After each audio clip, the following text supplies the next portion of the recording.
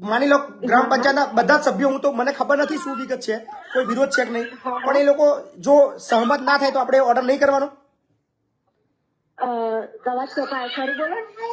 કલેક્ટરનો આપણી પાસે ઓર્ડર છે કે એક્સ આર્મીને બે જે જમીન છે જમીન ફાળવવી, બરાબર છે, આપણી પાસે હુકમ છે અને ગવર્મેન્ટનો નિયમ છે, નોર્મ્સ છે.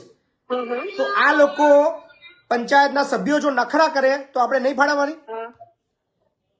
મારા હાથમાં થોડી ફાળવવાની. બેન આપણી પાસે હુકમ જ છે, આપણા હુકમના આધારે નોંધ કરવાની છે, આપણે હુકમના આધારે નોંધ જ કરવાની છે. તલાટીના હાથમાં કોઈ સત્તા જ નથી. તલાટીના ખાલી લેખિતમાં આપવાનું જ છે કે ભાઈ આ મીટિંગમાં જે નિર્ણય થાય કે ભાઈ નિર્ણય આવે છે કે નથી આવતો, હું તો લેખિતમાં જ આપવાની ને. ગ્રામ પંચાયતના સભ્ય કલેક્ટરના હુકમથી મોટા છે નથી, પણ હું એ જ કહું છું ને કે એ લોકો નિર્ણય ના લાવે કે બહુમતી કે ભાઈ કોઈ રીતે, તો માર તો લેટર લખીને આપો ને, નોટિસ આપો ને બેન, નોટિસ આપો.